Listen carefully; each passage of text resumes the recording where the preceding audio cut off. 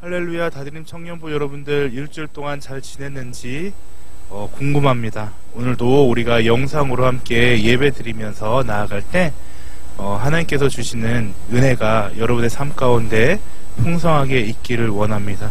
우리 함께 성경 보십니다. 오늘 말씀은 예레미야 51장 25절에서부터 33절까지의 말씀입니다. 온 세계를 멸하는 멸망의 사나 보라. 나는 네 원수라. 나의 손을 네 위에 펴서 너를 바위에서 굴리고 너로 불탄 산이 되게 할 것이니 사람이 네게서 진모퉁이 돌이나 기초돌을 취하지 아니할 것이요 너는 영원히 황무지가 될 것이니라. 여호와의 말씀이니라.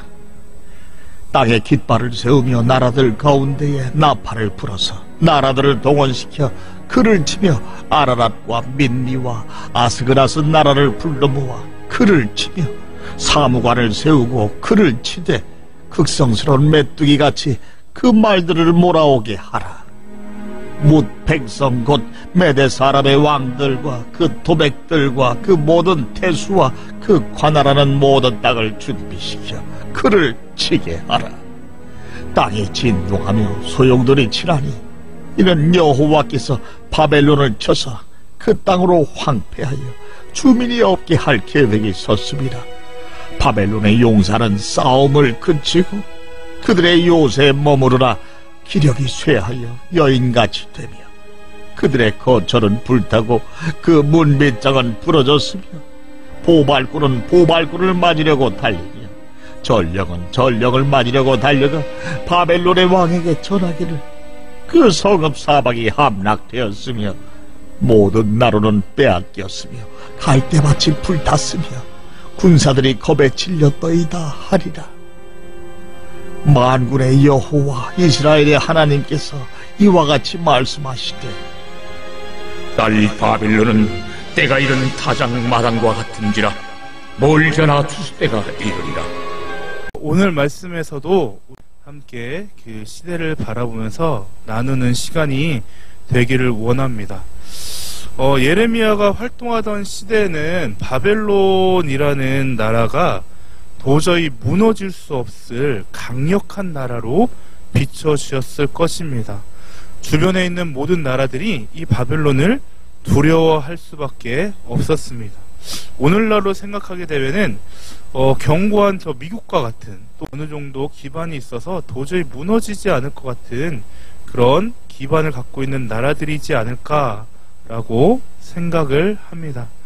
그러나 예레미야는 이 예루살렘 자신이 살고 있는 나라가 멸망당하는 그 목전에 바벨론의 강성함을 보는 것이 아니라 하나님의 심판에 의해 무너질 수밖에 없는 바벨론을 바라보고 있다는 것에 우리는 주목해야 됩니다.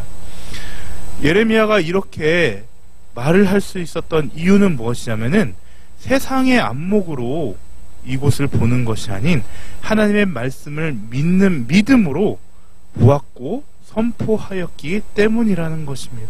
오늘 이 말씀을 통해서 현재 우리가 살고 있는 이 세상을 우리 믿는 우리들은 어떻게 바라보아야 되는지 함께 나누고 하나님 앞에 믿음이 있는 자녀들로서 살아가는 시간이 되었으면 합니다. 먼저 우리는 죄로 물들어서 이 세상이 마지막의 시대가 다가오고 있음을 기억하면서 믿음으로 살아가는 자들이 되어야 된다는 것입니다. 본문에서 바벨론은 온 세계를 멸망하는 산이라고 말하고 있습니다. 이는 바벨론은 당시 근동 지역의 가장 크고 강함을 엿볼 수 있는 문장이고 또 하나님께서는 이들을 통하여서 심판의 도구로 쓰셨다는 것을 볼 수가 있어요. 근데 하나님은 이들이 하나님을 어떻게 부르느냐라고 말을 했을 때 원수라고 표현한다고 말씀합니다. 25절에 보면은 25절 하반절에 보면은 보라 나는 내 원수라 나의 손을 내 위에 펴서 너를 바위에서 굴리고 너로 불탄 산이 되게 할 것이니 라고 말을 하고 있는 것을 볼 수 있습니다. 한때 하나님의 심판의 도구로 쓰임받던 나라가 왜 하나님께서는 이들을 자신의 원수라고 하시는 걸까? 그 이유는 이들의 죄의 원인이 있다는 것입니다. 하나님은 죄와 공존할 수 없는 거룩하신 분이십니다.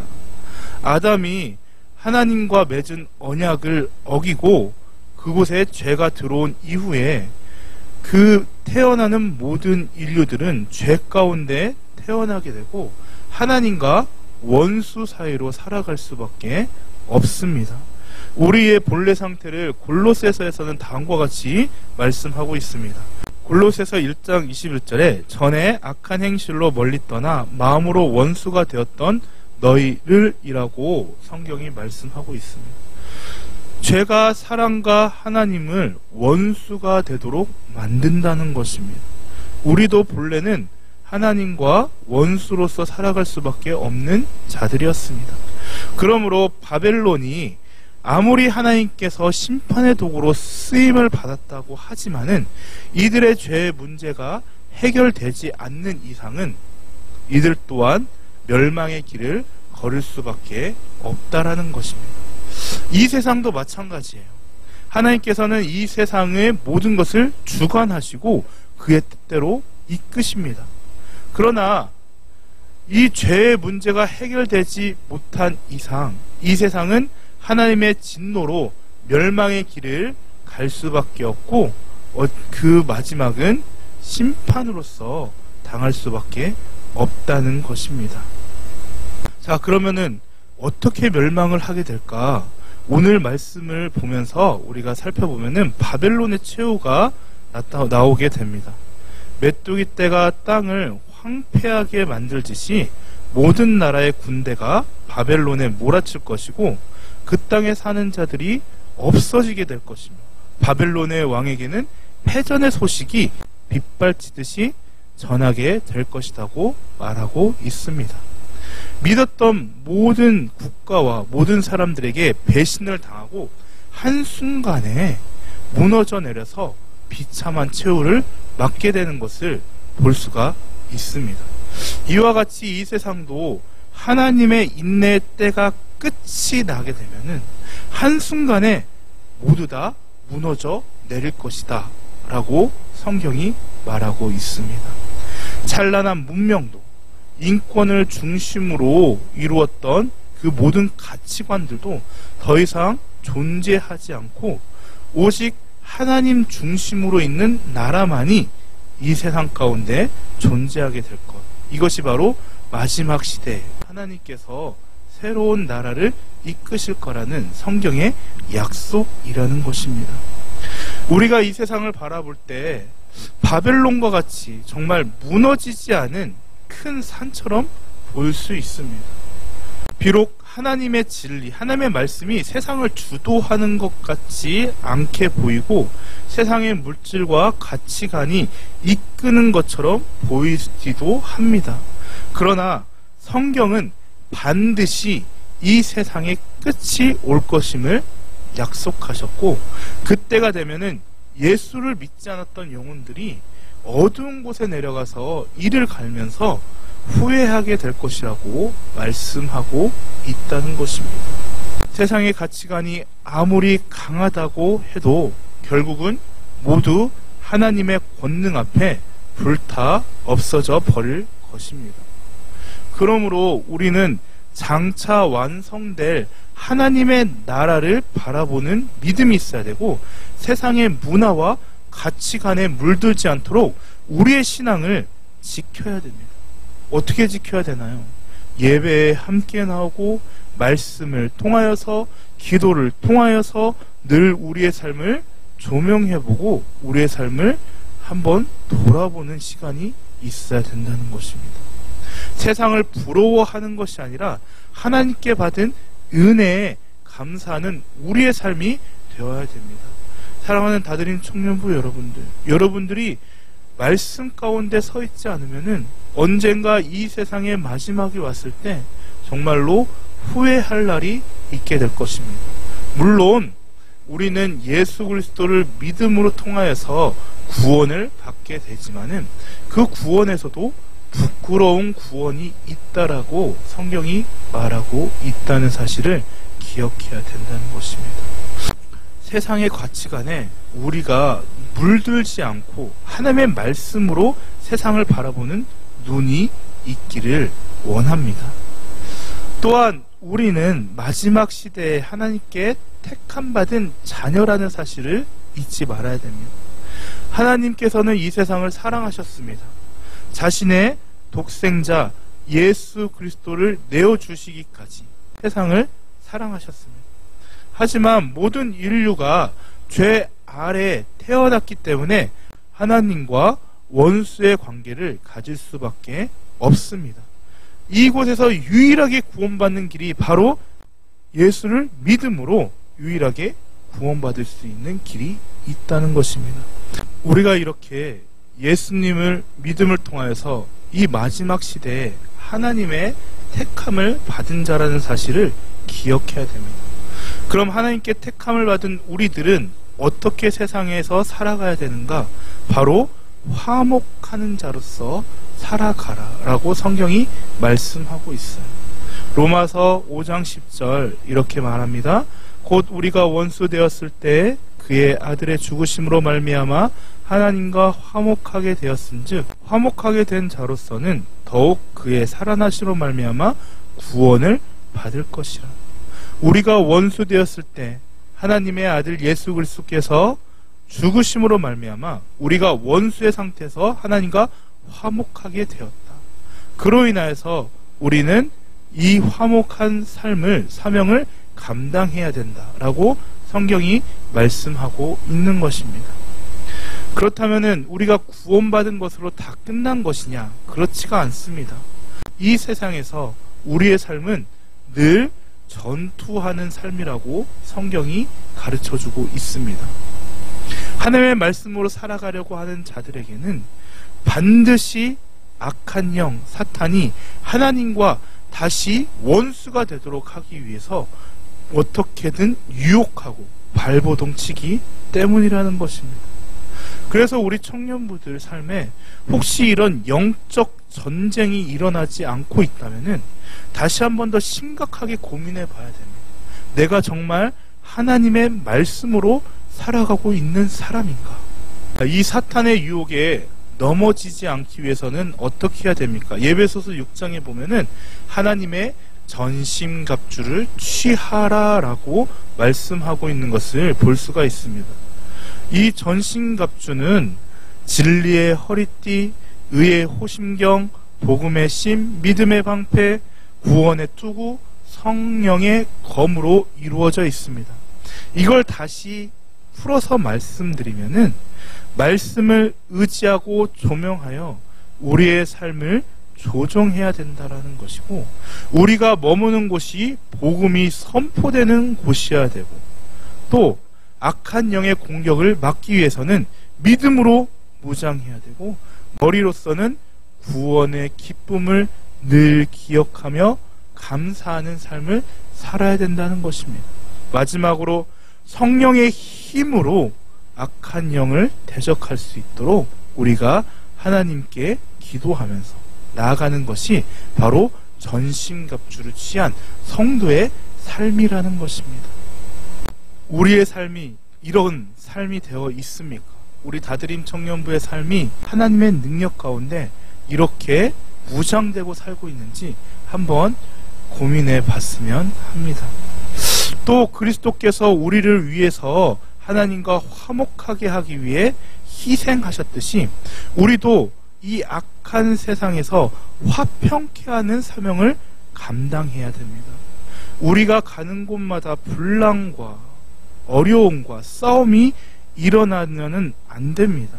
우리는 하나님의 사명을 완수하는 자로서 나의 본성은, 나의 죄 가운데 있는 본성은 언제나 싸우고 싶어하고 내가 원하는 대로 이끌고 싶어 하지만 하나님께서 주시는 그 은혜를 인하여 모든 것을 참고 하나님의 뜻을 구하는 것이 바로 하나님을 제대로 믿는 자들의 성도의 삶이라는 것입니다. 그리고 무엇보다도 가장 중요한 것은 복음을 전하는 것이 하나님께서 화평케 하는 사명을 감당하는 길이라는 것을 가르쳐주고 있습니다. 사랑하는 우리 다드림 청년부 여러분들, 내 주위에 믿지 않는 자들이 있다면은 여러분이 화평케 하는 자로서 하나님과 지금 원수되어 있는 그 믿지 않는 자들에게 복음을 전해야 됩니다. 그들과 함께 하나님의 나라에 들어갈 수 있도록 우리의 입술을 열어야 된다는 것입니다. 마지막 시대가 되었습니다. 성경에서는 예수님이 이 땅에 오시고 나서부터 마지막 때라고 말씀하고 있습니다. 이제 이 세상은 점점 가면 갈수록, 시간이 지나면 지날수록 하나님 오시는, 예수님 오시는 그날이 다가오게 됩니다. 이때 우리가 할 수 있는 것이 무엇일까?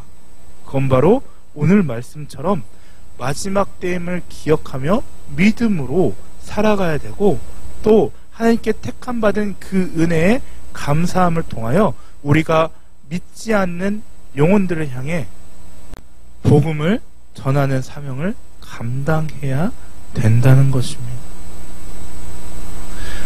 여러분의 삶의 영적 전쟁에서 늘 승리가 있는 우리 다드림 청년부가 되길 주님의 이름으로 축원드립니다. 복음 전하는 일에 하나님께 드려지는 삶이 되기를 주님의 이름으로 축원드립니다. 우리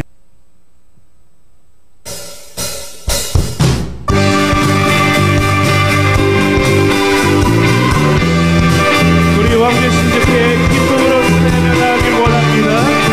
삶의 그 능력을 바라보며 시한 기쁨으로 나아갑시다. 할렐루야. 왕제 신주께,